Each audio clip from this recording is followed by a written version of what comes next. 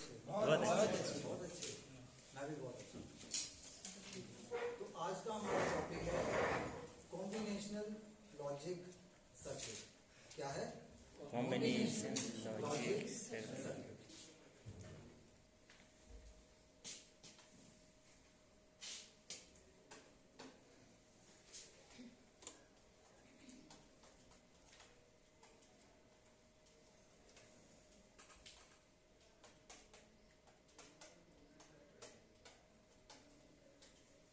Combinational logic circuit सुना है किसी नाम ये पहले? चलो नहीं सुना। नाम में ना इसका अर्थ है, देखिए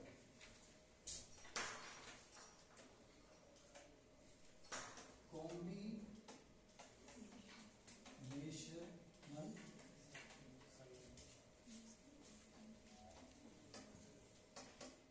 लॉजिक सर्किट। आप सर्किट को शॉर्ट फॉर्म में ऐसे भी लिख सकते हैं, ठीक है? Combinational logic circuit. अभी मैंने कहा कि इसके नाम में इसका अर्थ है कॉम्बिनेशनल। कोई कॉम्बिनेशन होगा, एक का तो कॉम्बिनेशन हो नहीं सकता, कोई दो ही चीज का होगा या दो से ज्यादा का ही होगा, तो कोई कॉम्बिनेशन है, ठीक है? लॉजिक कोई ऐसी बात या कोई ऐसी चीज होगी जिसमें लॉजिक होगा, बिना लॉजिक के तो होगी नहीं। सर्किट कोई ऐसा डायग्राम होगा, तो नाम से क्या पता लगा कि कोई ऐसा सर्किट है जो कि लॉजिक बना रहा है कॉम्बिनेशंस को लेके। कोई सर्किट है जो लॉजिक्स बना रहा है कॉम्बिनेशंस को लेके, ठीक है? वही क्या है? Combinational logic circuit. तो इस पार्ट के बाद आप सब सक्षम हो जाएंगे कॉम्बिनेशन लॉजिक सर्किट की परिभाषा को बताने में, कॉम्बिनेशन लॉजिक सर्किट की एडर्स में, फुल एडर और हाफ एडर को बताने में, ठीक है? पिछली कक्षा में जैसे मैंने आपको बता दिया था कि हमने गेट्स को बताया था, आज मैं आपको कॉम्बिनेशन लॉजिक सर्किट बताऊंगा। अब कॉम्बिनेशन लॉजिक सर्किट को हम रिलेट कैसे कर सकते हैं? देखिए, कैलकुलेटर है, कैलकुलेटर सब जानते होंगे, मोबाइल्स में भी होते हैं और फ्री हैंड कैलकुलेटर्स भी होते हैं। कैलकुलेटर्स में क्या होता है, हम किसी का कॉम्बिनेशन बनाते हैं, उन्हें ऐड करते हैं, सब्ट्रैक्ट करते हैं, मल्टीप्लाई करते हैं, डिवीजन करते हैं एंड सो ऑन। तो कैलकुलेटर्स में हम क्या करते हैं, दो जोड़ों को कॉम्बिनेशन करके कुछ ऐड करते हैं, है ना? और आउटपुट में हमें कुछ मिलता है। Same as it is calculator की तरह कॉम्बिनेशन लॉजिक सर्किट में भी हम कुछ जोड़ों का, एक से ज्यादा इनपुट्स का कॉम्बिनेशन बनाते हैं, उनका लॉजिक तैयार करते हैं और उसकी आउटपुट हमें मिलती है, ठीक है? सभी यहाँ ध्यान दें मेरी तरफ, बाहर जो चल रहा है वो चलता रहेगा। बड़ा इंटरेस्टिंग टॉपिक है ये, बहुत इंटरेस्टिंग है, ठीक है? सुन लोगे, समझ लोगे तो बहुत अच्छा है आपके लिए फ्यूचर। तो आज मैं आपको कॉम्बिनेशन लॉजिक सर्किट का परिभाषा बताऊंगा और इसमें एक टॉपिक पकड़ेंगे हम, एडर। एडर, उसमें हाफ एडर और फुल एडर दोनों को बताऊंगा। तो शुरू करते हैं पीपीटी के माध्यम से।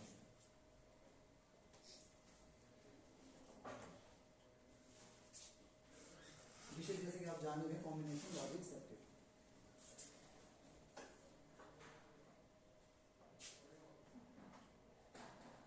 अब इसमें कंटेंट है। कंटेंट में क्या क्या? हमारे इतिहास जरूरी है समझना। आप प्रेजेंट चीज में किसी को अगर समझ रहे हैं तो इतिहास को टच करना जरूरी, ताकि रिलेट कर पाए। कामकाजी स्पष्टीकरण, उसकी परिभाषा क्या है, उदाहरण, हाफ एडर, फुल एडर और उसके उपयोग कहाँ है। तो हम इन चार कंटेंट्स को लेकर आगे बढ़ेंगे। इतिहास, हिस्ट्री। हिस्ट्री में आप देख रहे हैं कि कॉम्बिनेशन लॉजिक सर्किट के आविष्कारक किसने आविष्कार किया था? इसकी जरूरत क्यों पड़ रही है यहाँ पे मुझे बताने के लिए? जैसे हम हैं, हमारे भी कोई ना कोई जनक है, हमारे माता पिता है ना, हमारे फादर है, मदर है, हमें इन्वेंट किया उन्होंने। उसी तरह हम कभी भी कुछ चीज अगर समझें, बताएं, तो पहले उसके ना आप जनक की तरफ जाइए कि इसका जनक कौन होगा, ठीक है? तो इसके जनक हैं मोसेस स्टोनफिंकेल, इन्होंने आविष्कार आविष्कार किया था। तो आप यहाँ पे देख रहे हैं कि दो नाम लिखे हैं, कौन है? मोसेस स्टोन पिकेट, सेकंड कौन है? हास्केल करी। अब ये रिलेशन क्या है, आप इसकी आविष्कार तिथि से समझेंगे। इन्वेंटेड तो हो गया था 1903 में, इन्वेंटेड हो गया था, किसने किया था? इन्होंने किया था। और क्या किया कि हास्केल ने 1927 में दोबारा रीडिस्कवर किया। जैसे कि आप बल्ब देखते हैं, पहले कौन से थे? हेलोजन, येलो, अब कौन से आ गए? CFL, LED। तो बस उसी तरह कॉम्बिनेशन लॉजिक सर्किट को पहले इन्होंने बताया 1903 में, फिर इन्होंने रीडिस्कवर किया अपडेशंस के साथ 1927 में। ठीक है, अब कामकाजी स्पष्टीकरण यानी कि वर्किंग एक्सप्लेनेशन, परिभाषा है ये, बहुत आसान है, बड़ी सिंपल सी है, समझ जाएंगे आप।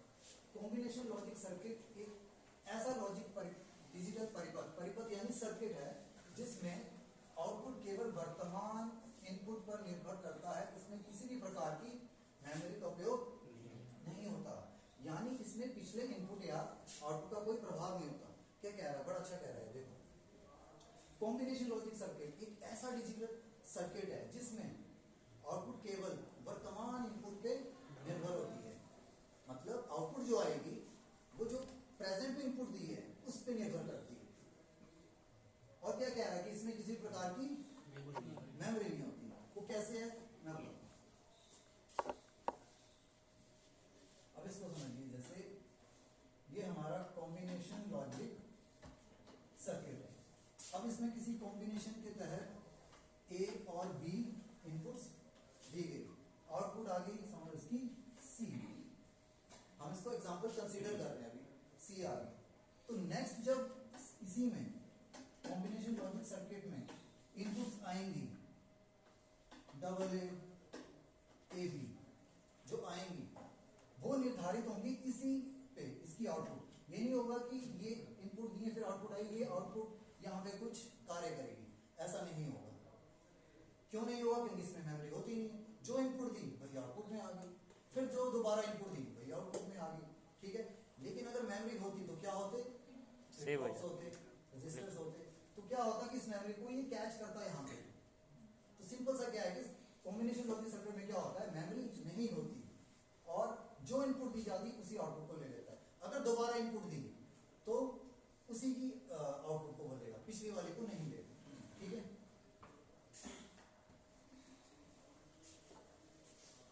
अब कॉम्बिनेशन लॉजिक सर्किट के मुख्य बिंदु क्या है? ये वही चीज दोबारा दोहराएगा, इनपुट और आउटपुट का संबंध। अब इनपुट और आउटपुट का संबंध अभी मैंने बताया, उसी को बताया गया। आउटपुट पूरी तरह से वर्तमान इनपुट के संयोजन पर आधारित होता है। आउटपुट जो निकलता है हमारा वो इनपुट पे ही डिपेंड होता है। मेमोरी की अनुपस्थिति, एब्सेंट होती है वहां से मेमोरी। इसमें कोई फ्लिप फ्लॉप नहीं होता। फ्लिप फ्लॉप सब जानते हैं हम क्या होता है, इसमें मेमोरी होती है, बिट को स्टोर करता है। मेमोरी कोई डिवाइस का उपयोग नहीं होता, इसलिए नहीं होता। अगर ऐसा होता तो वो जो पिछली आउटपुट थी उसको वो कैच करता, लेकिन इसमें मेमोरी नहीं होती। उदाहरण, adder, subtractor, multiplexer, demultiplexer, encoder and decoder. तो हम आज सिर्फ मैं इसको बताने वाला हूं, एडर्स को। ठीक है, हम एडर की ओर ध्यान केंद्रित करेंगे।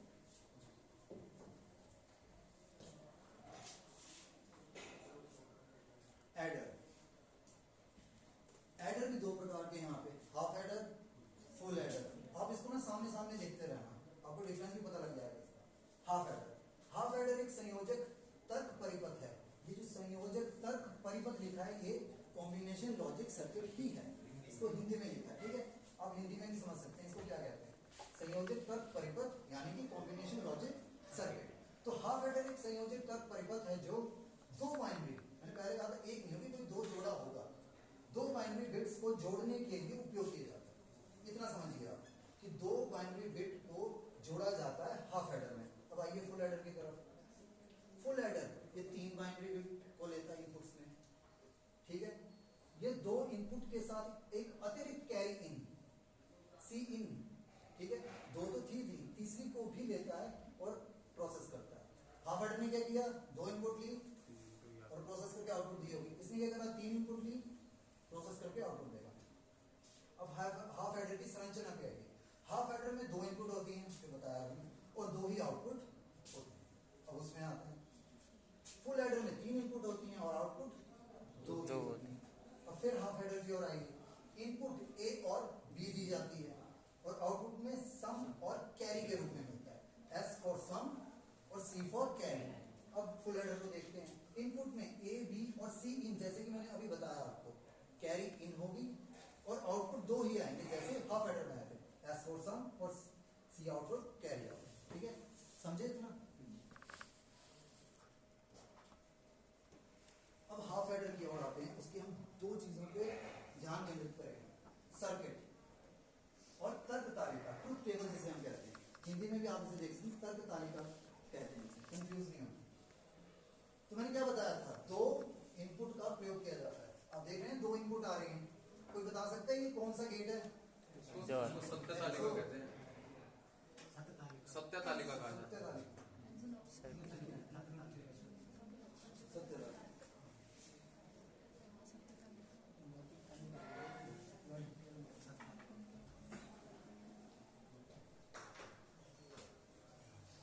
एक्सोर गेट, कोई बता सकता है ये कौन सा गेट है?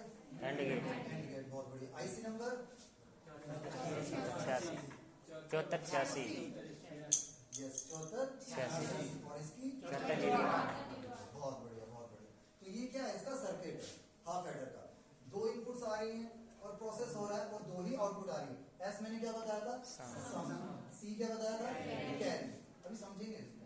अब आइए ट्रुथ टेबल पे, 2 इनपुट हैं, प्रोसेस हुआ, सम आया, कैरी आया। 0 0 दिया तो दोनों 0। कैसे होगा भी मैं आपको प्रूफ करूंगा। 0 1 दिया तो 1 0, 1 0 दिया तो 1 0 आ रहा है और दोनों को हाई करा तो कैरी में हमारा हाई हो रहा है और सम में 0 आ रहा है। कैसे हो रहा है देखिए।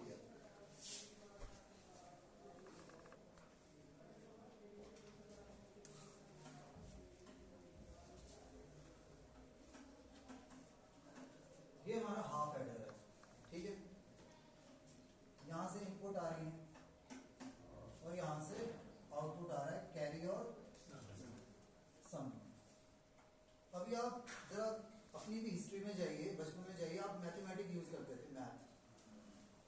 तो आप 8 को जब 9 में ऐड करते थे तो कितना आता था? 17। 17। अगर आप 11 में 19 प्लस करते थे तो कितना आएगा? 9 और 1 30 हो जाए। 9 एंड 1 पहले कितना हो गया? 0। 10। तो 10 आप साइड में लिखिए, 0 आप कहाँ लिखते थे? इधर 1 कहाँ जाता है? तो ये जो होता है आपका सम कहलाता है। सम यानी कि प्लस यहाँ आता है। कैरी कहाँ जाता था? अभी हम यहाँ पे 1, फिर 1 1 1 तीनों को ऐड करते कितना आता था? कितना आएगा? 3। 3 यहाँ पे लिख देंगे तो ये सम आ गया। जो ऊपर गया वहां पे वो क्या है? कैरी। और जो यहाँ आ रहा है नीचे वो है सम। अब इसको हम रिलेट करते हैं अपने डिजिटल इलेक्ट्रॉनिक्स से। ये ध्यान रखना कि मैथमेटिक्स हमारा 8th 10th 12th वाला और डिजिटल इलेक्ट्रॉनिक्स वाला दोनों डिफरेंट हैं, ठीक है। अभी प्रूव करते हैं।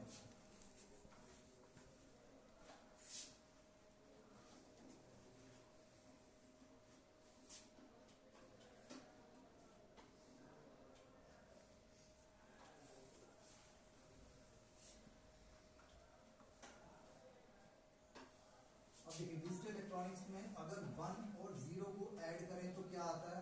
1 आता है। 0 और 1 को ऐड करें तो क्या आता है? 1 आता है। 0 और 0 को ऐड करें तो क्या आता है? 0 आता है। 1 और 1 को ऐड करें तो 10 आता है डिजिटल। लेकिन अगर मैथ वो वाला यूज करते हैं हम बेसिक तो 2 हो आता जाता है। ठीक है, अब इसको समझना, ये आपकी इनपुट्स ही हैं जो वहां पे ट्रुथ टेबल में थी, अभी रिलेट होंगे। अभी जब इसको ऐड करा हमने 1 आया तो ये क्या कहला रहा होगा? ये सम कहला रहा होगा। क्या कुछ बचा? नहीं बचा, यानी कि 0, तो वो आपका कैरी ही है। उसी तरह इसमें इसमें 0 कोई बताएगा क्या हो सकता है? सम। बहुत बढ़िया। और 1 कैरी। अभी हम रिलेट करते हैं, उसे चेक करते हैं कि सही कर रहे हैं गलत। जब हमने दोनों को हाई करा था तो 0 क्या था? सम और 1 क्या था? कैरी।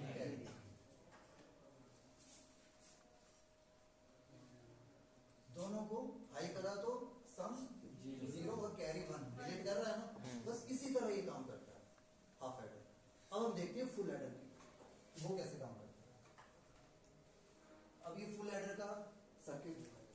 फुल एडर का ट्रुथ टेबल।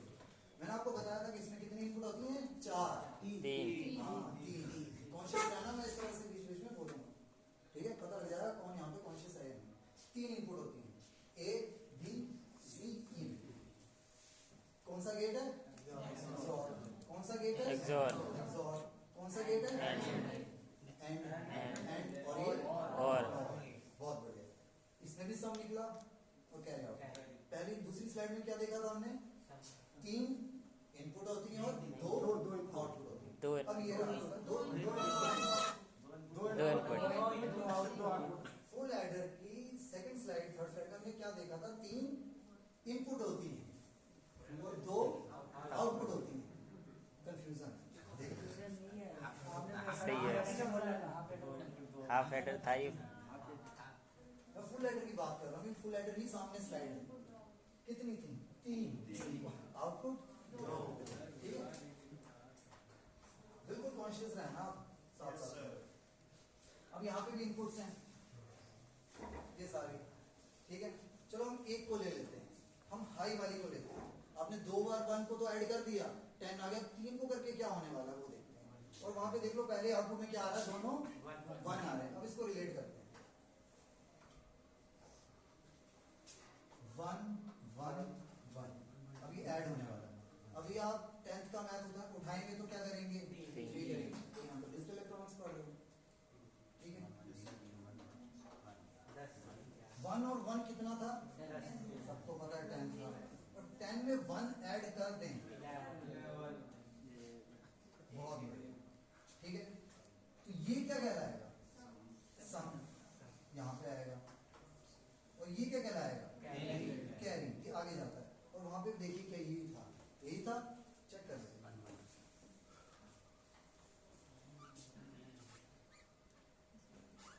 तो कभी भी मिक्स मत करना 10th के मैथ को डिजिटल के मैथ को, समझ गए? आगे बढ़ते हैं। अब इसके उपयोग देख लेते हैं कि कहाँ कहाँ उपयोग होता है। जैसे आपको मैंने शुरू में बता दिया था कि calculator, combination logic circuit, digital computer, बहुत से ऑपरेशंस करते हैं हम इसमें, जिसका कॉम्बिनेशन बनाते हैं। कम्युनिकेशन सिस्टम, अब इसमें कैसे करते हैं? एक कोई ट्रांसमीटर है और रिसीवर है, उनके बीच में कोई तो मीडियम होगा जो पहुंच रहा होगा मैसेज, वीडियो, इमेजेस या डेटा। तो वो एक मीडियम से जब जा रहा है तो कुछ ना कुछ कॉम्बिनेशन करके ही जा रहा है, जो एडर, सबट्रैक्टर, मल्टीप्लायर सबका यूज कर रहा है, ठीक है? सेम एज इट इज ये यूज होता है डिजिटल सिग्नल प्रोसेसिंग में। अब इसमें क्या है, दिनेश सर ने बड़ा अच्छा बताया था कि हम एक सिग्नल देते हैं। मैं माइक में खड़ा हूँ, मैंने माइक में कुछ बोला, my name is Sunny Rana. अब वो 100 ट्रेनीज हैं, उन तक तो आवाज पहुंचेगी नहीं, तो मुझे लाउड स्पीकर लगाना पड़ेगा। अब जो my name is Sunny Rana जब आपको सुनाई देगा लाउड स्पीकर के थ्रू, तो आप उसकी आवाज बढ़नी चाहिए ना, मॉड्यूलेट होना चाहिए वो। तो दिनेश सर ने यही बताया था कि आपका जो सिग्नल है उसमें जब डिजिटल सिग्नल की प्रोसेसिंग होती है मॉड्यूलेट होके, तो बढ़ के आगे हमें मिलती है, ठीक है? वही प्रोसेस यहाँ हो रहा है। तो क्या क्या उपयोग है इसके? कैलकुलेटर में, डिजिटल कंप्यूटर में, कम्युनिकेशन सिस्टम में, डिजिटल सिग्नल प्रोसेसिंग में, ठीक है? नेक्स्ट,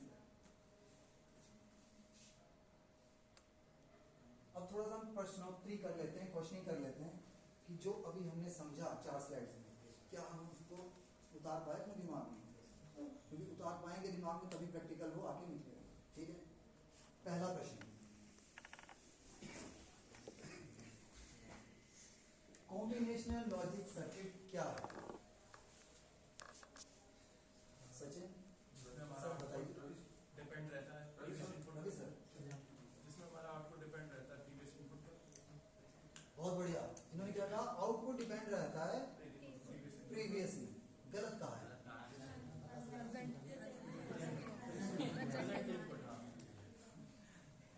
आउटपुट जो है हमारा वो प्रेजेंट इनपुट पे रहता है। मैंने बहुत जोर दिया था शुरू में बताते टाइम, क्योंकि इसमें मेमोरी होती ही नहीं है, ठीक है? चलो देख लेते हैं आपने आंसर सही बताया कि नहीं बताया, चेक कर लो। कॉम्बिनेशन लॉजिक सर्किट एक ऐसा डिजिटल सर्किट है जिसमें आउटपुट केवल वर्तमान, नॉट प्रीवियस, वर्तमान, ठीक है, उस पर निर्भर करती है, क्योंकि इसमें कोई मेमोरी होती नहीं, ठीक है जी? सेकंड क्वेश्चन,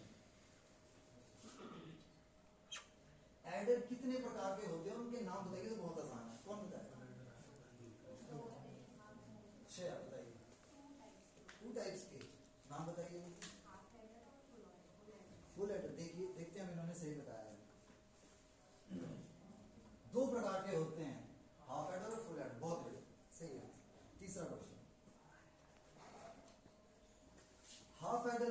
से गेट्स का उपयोग होता है? ध्यान से देखो, हाफ हेडर की बात कर रहा है, ये फुल हेडर की नहीं।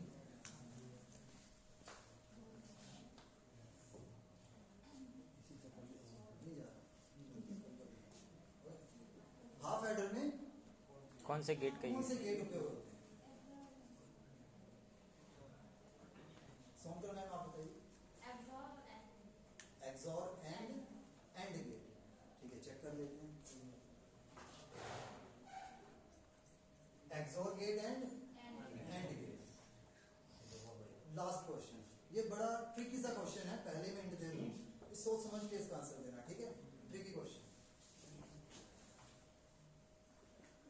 फुल एडर में कब आउटपुट एक होती है? ध्यान से, फुल एडर में आउटपुट कब दोनों हाई होती है?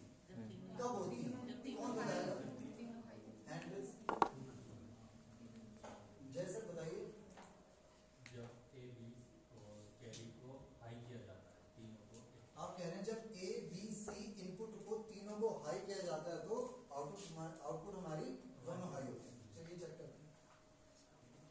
सही कह रहे हैं, जब तीनों इनपुट्स हाई हैं। मतलब आपने सबके आंसर सही दिए हैं, तो इसका मतलब आप ये सेशन बड़े अच्छे से समझे हैं। ठीक है, अब आपके लिए असाइनमेंट है। अगली कक्षा में आपको यही half adder full adder chart में इसका सर्किट डायग्राम और ट्रुथ टेबल